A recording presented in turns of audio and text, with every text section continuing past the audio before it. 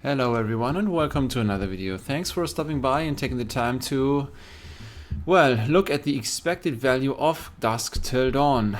Last time we've checked is a long time ago. It has always been almost 8 weeks. And well, today there is 299 boxes on the market. Last time we've checked there were 296. The price now is 76 and the price back then has been 78. So it has become just a little bit cheaper.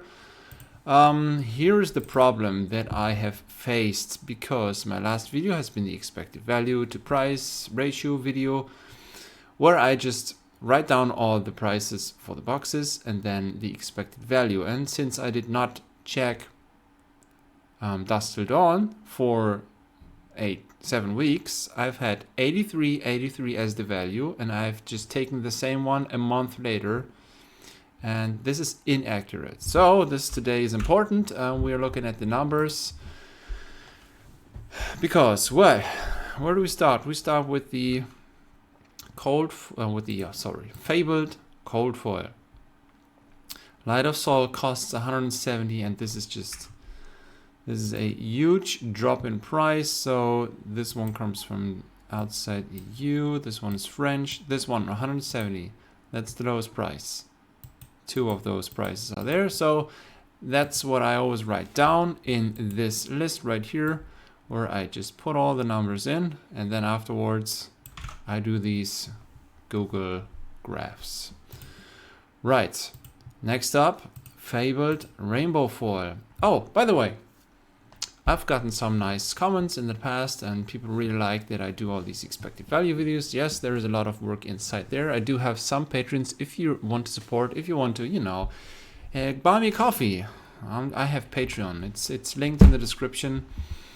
$5 a month, and my patrons also get the advantage of cheaper prices for the box openings I do live on this channel. These are right here. If you go to my channel and live, this is where I, do all these box openings in the past weeks, months for my patrons. Anyways, enough of that. We were stopping at 63 for the rainbow foil. And then we also have Card Market only lists this one legendary as extended art, even though there's more. While Hyperion Rapture is at 80.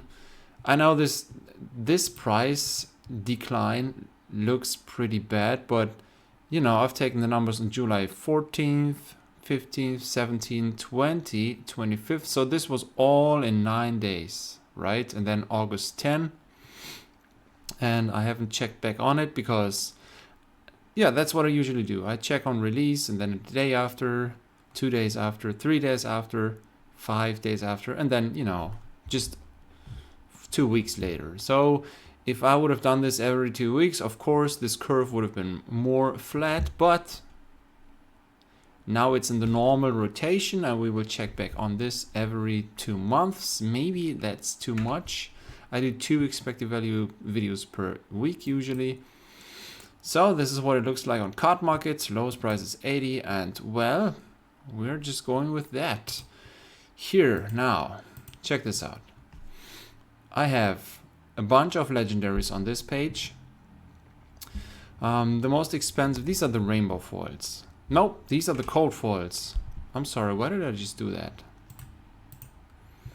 $83 for Diatic Carapace. Scolding Flashback is only at 57. Everything is going down. The average is at 51. This right here, what am I doing? I'm sorry. I'm a little bit off. Oh, I have to view. So now that makes sense.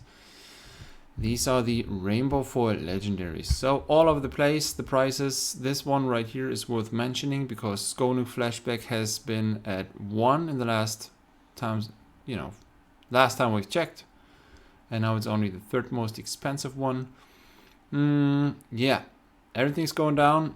The average is at 23.83. That's the average price for one rainbow foil legendary. So here, as an example, Scolding Flashback, it went down from 50 to 40 to 30, and now is below 30. It doesn't feel good, but that's just the way it is. It's part of the hobby. Whenever I sell a card like this, I have to adjust prices down. Well, maybe in the winter or after winter we will adjust prices up again. Who knows? Who cares?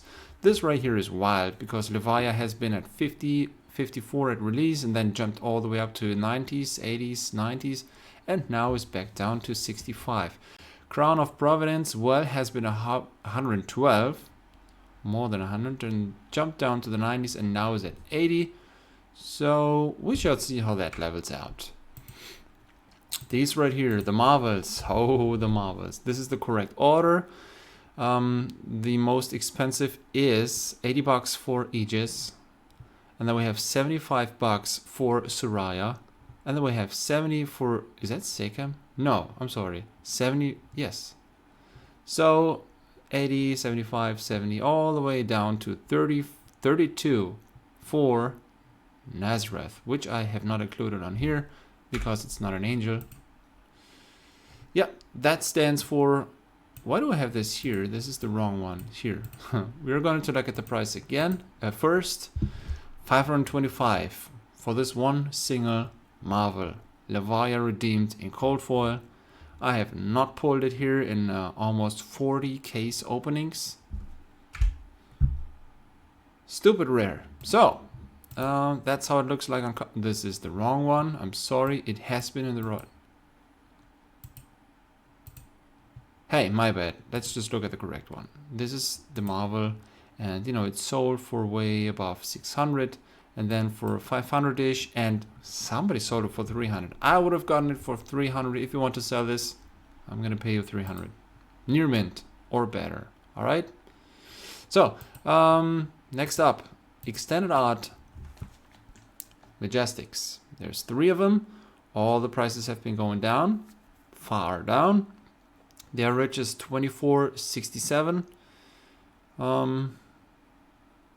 Yeah, well, I did sell, I think, all of them, so I got lucky there. I'm lucky when I sell everything at the beginning because all the prices just drop.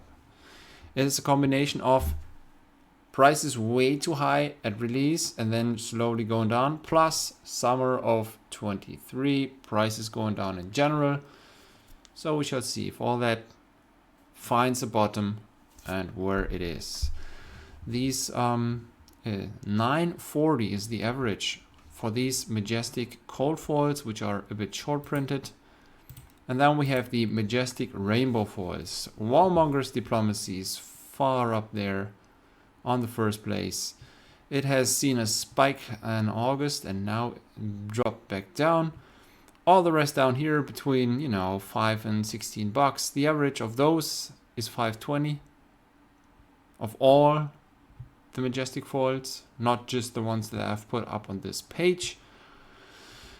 Well, basically it's, yes, you can get lucky and get a Starstruck or Mischievous Meeps. Even Lost in Thoughts is still above, 10 bucks, but 55 for Wallmongers. That's the lowest price on card markets. It looks the same in non-foil, and then Starstruck, Lost in Thought, Mischievous Meeps. So non-foil Majestics, they are affordable. Wallmonger's Diplomacy is still super expensive. Right, now, this is the first time I have actually finished this because I've always had trouble doing these graphs. So you've never seen this page before. That's now not the prices per card or the average per card. This is the expected value per box. So there is these 3 heroes, Prism and Vincent, which are short printed 50%. That's why I've had to put them into an own category, because I multiply the price times the pull rates, and that gives us an exact card market low number, 24 cents for those heroes. And then next up we have 38 cents for the common cold foils, right? That's the average per box. Not even kidding. 39 cents for the rare cold foils. So Decimator Grade X being the most expensive one of those. And then per box in value, you can add 41 cents for the Majestic Extended Arts. 69 cents for the rare Extended Arts, and 94 cents for these Majestic cold foils, which are short printed. Right, that's the cheap stuff. It looks bad because everything's going down, but keep in mind this has been release day, release week. These prices are always too high. It will be with the same with bright lights. And now these are the next expensive ones. The Imperial Rapture per box adds 1 because obviously there's supposed to be 1 in 80 boxes. And then the price is at 80. That makes €1 on average. 158 for the rainbow foil fabled. 170. What is it? Sorry, 170 for the light of Sol for the fabled cold foil. More expensive. Here we have 368 per box for Levia. If you ever get this one, the very expensive one. Diadic Carapace. Oh, that stands for the legendary rainbow foils, which add 763 in value. The majestic rainbow foils add 786 in value, and the extended art, or is it, I'd rather say cold foil. Yes, legendary cold foils, 918 per box. And then we have the most expensive stuff, which, you know, still gives you a lot of value if you open Dusk Till Dawn. The Marvels at 1261 per box, on average per box.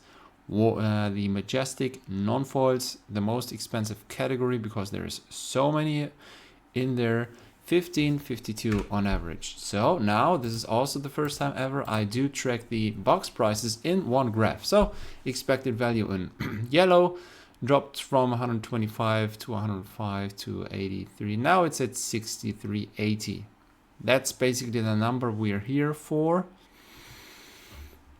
The expected value now is below box price.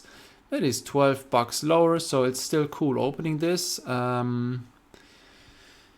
Yeah, that's numbers don't lie, right? $64 is what you get out of them. This is card market low. If you see this from the seller side, you get cards which you can sell, but then you will also have to subtract some fees. If you see this from the buyer side, yes, it is cheaper than opening a box, but you have to keep in mind that you will pay some shipping. So all in all, it could be worth opening for sellers because you can sell most of the cards for more than card market low. It's just a question of how far will the prices drop. And then for the, you know, player or collector perspective, it's just fun opening this. And if you pay $12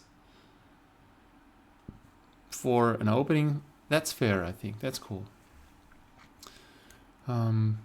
Yeah, buy singles. I think that's the case for Dusk Till Dawn now as well. For all these sets, for all the sets, it is on average generally cheaper to buy singles. And that's just what I wanted to show. That's what I do here on this channel.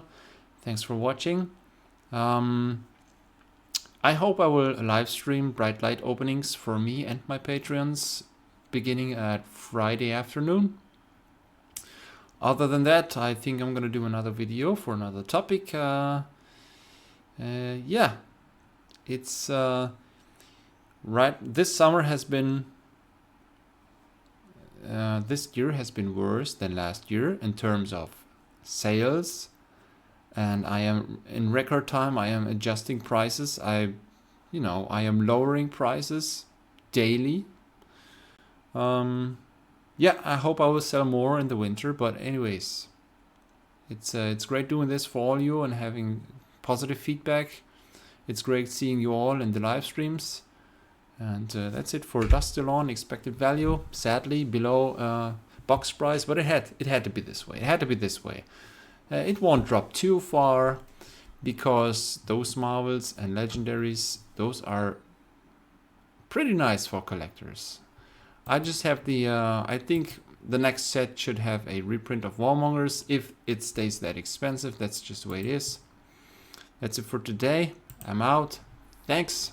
Bye.